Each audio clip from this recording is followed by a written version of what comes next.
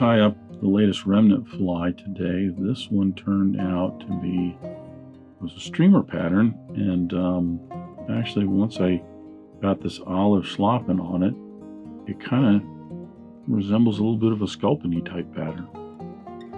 Doesn't mean you can't fish it on the bottom, but anyway, it's an interesting fly. It started with these dumbbell eyes on the front, but along the way I decided to do a monofilament body to it.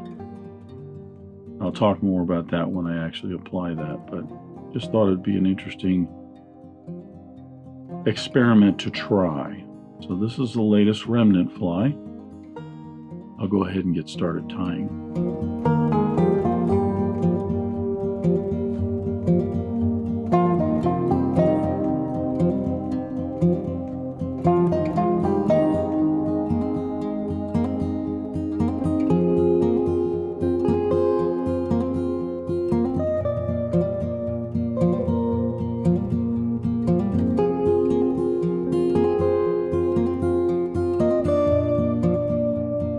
So I'm going to start the latest Remnant fly with my hook on the vise. This is a Mustad 3366 in a size 4. At least I think it's a 4. It might be a 6, but I think it's too big for a 6. This fly got started with these little dumbbell eyes. I've had some good luck with these. I can't remember the specific name of them. I think Hareline either makes them or sells them. But it's a metallic colored, a metallic eye. I think it's a metal dumbbell eye with a metallic coating on it and a plastic insert of black and white on it in the center. I've had some good luck with some streamers with this, and like I said, I ran across the eyeballs and just thought it would be interesting to do another streamer with these. I will have a link in the description down below as to the actual name of those. So I've already debarbed the hook, and I'm going to attach my thread. For thread, I'm starting out with, this is a Danville 6/0 in a fluorescent Chartreuse. Primary reason for the fluorescent Chartreuse is because of the body that I'm going to produce on this. I'll probably change over to an olive because of the hackle I'm going to put on this. So I'm going to tie these in right up here behind the eye of the hook.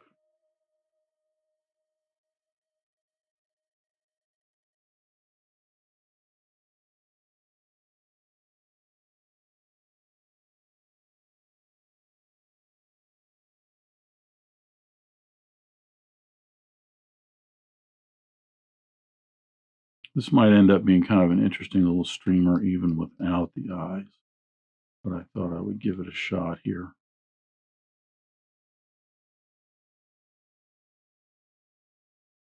And I'm going to advance my thread down to the end of the shank, put in the tail.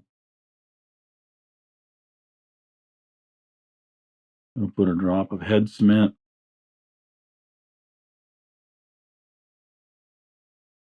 right on those thread wraps around the eyes there.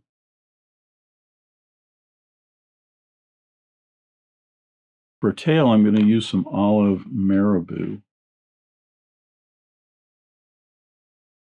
Just looking at different materials as I was thinking about this fly, the body is going to be kind of different, but I thought I'd keep some of the other materials kind of the same, and keeping in maybe even with the same kind of color as the eyeballs on this.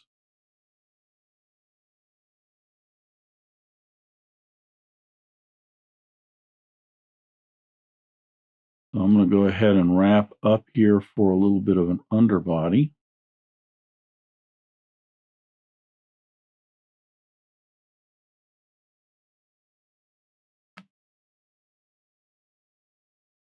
And then I'm going to wrap back down to smooth all of this off.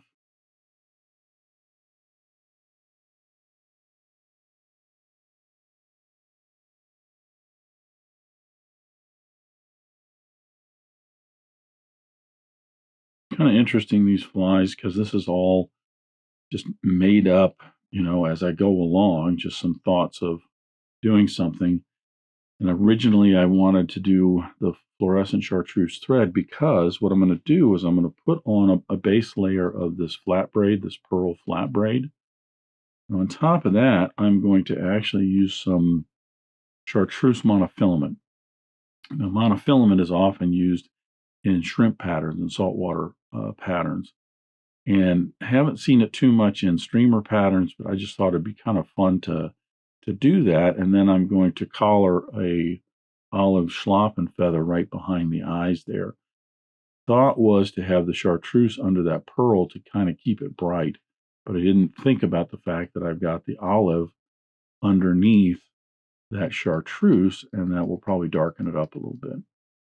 As I said, that's kind of the fun with these flies as you do this, thinking one thing and then, something else comes along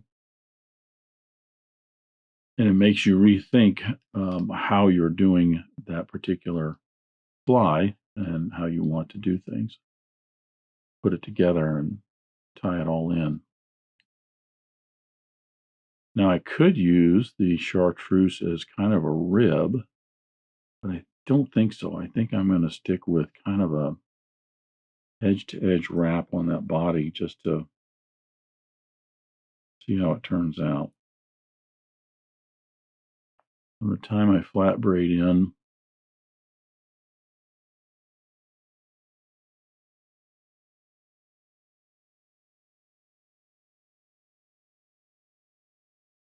Like I said, there's a number of saltwater shrimp patterns, bonefish, and permit flies that incorporate something like this. Now, see, now that I think about it, that did kind of work out because I've got more layers of that fluorescent chartreuse, plus it's going to be right under that braid. So now I'll apply that flat braid for the body. That Marabou kind of helps to bulk up a little bit under there.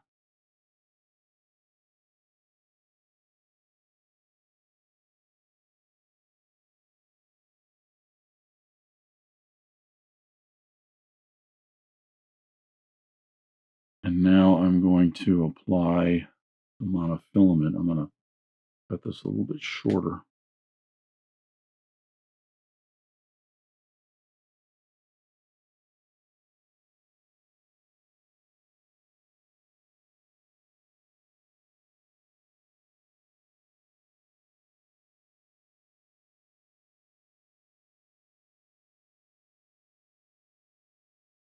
Thought that pearl flat braid might kind of help keep the kind of an underbody look, because of the monofilament. What it does, it tends to give a translucence kind of look, as well as some segmentation. But in your shrimp patterns and everything, they end up having a little bit more of a translucent look to them. I was kind of hoping that flat braid would help to provide that depth. Okay, now this is not cooperating with me in terms of tying this in. Put a couple wraps in front here, a couple more right behind. What I don't want is to think I have that tied in and find it all come undone.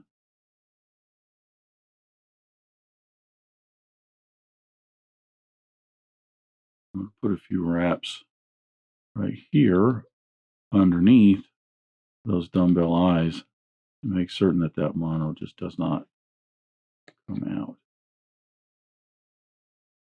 Now I can cut that off. It's kind of an interesting look. Probably should have brought this area further up to behind the eyes. I thought I'd leave some space for that Schlappen, but then I wouldn't have this little gap right there. I thought that was kind of interesting. Now I'm going to put in a 4 or 5 turn whip finish here and change over to some olive thread. And I'll put some head cement on this.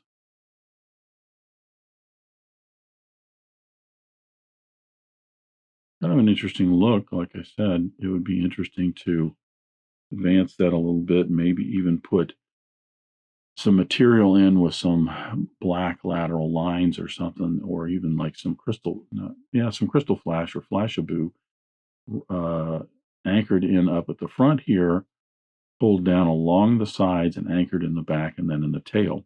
That's kind of an interesting thought. Okay, so for olive, I'm using a Uni-80 in olive.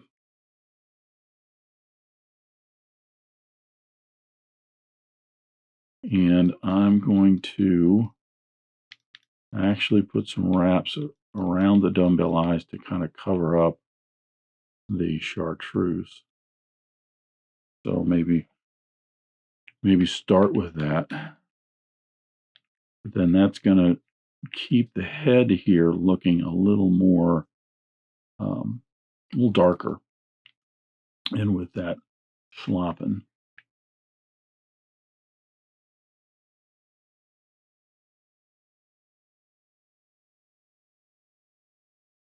I'll bring that back just a little bit.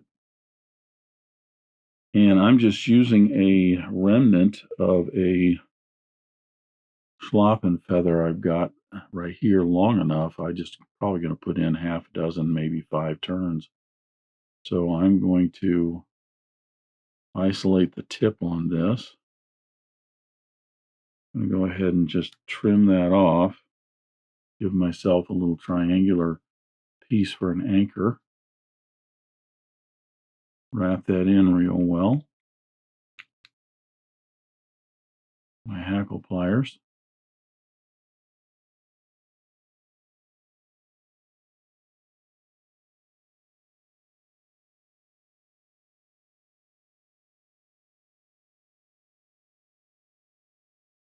Nice thing is, I think that's going to kind of help cover up that little gap in the monofilament.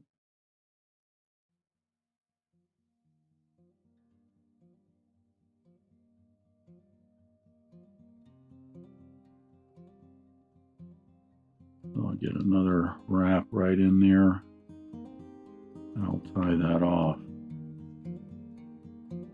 Funny, because now it's kind of taking on a little bit of a Sculpin-y kind of look to it. Got some barbs trapped down here.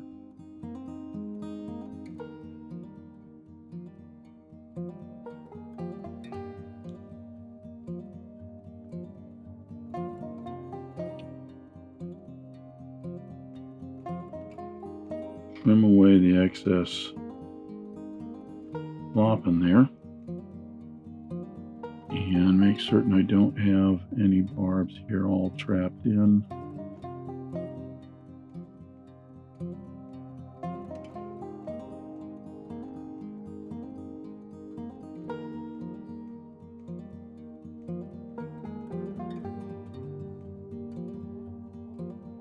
Get a few more wraps right in the back there. Bring it up to the front. Finish off a little bit of a nose behind the eye of the hook. And our remnant fly will be done with a little head cement on this.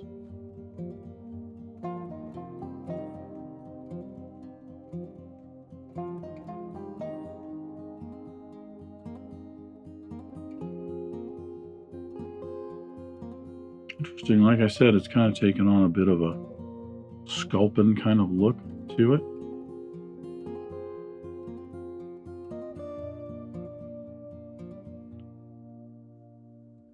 Albeit a bright kind of Sculpin. So there is the latest remnant fly. Little streamer pattern and chartreuse monofilament for the body. Kind of neat. I like that. Thanks for watching today. Thanks for joining me at the Vise today. I hope you learned at least a new pattern, if not a new technique, maybe a tip or trick here and there. If you have any questions about this fly or any of the techniques used in constructing this pattern, please leave them in the comments section down below. If you go to the trouble to ask a question, I'll go to the trouble to answer it. If you'd like to help dressed irons, please share this video with your friends and anybody you think that might enjoy this pattern. Until next time, remember, it's fly tying. If you're not having fun, then you're doing it wrong.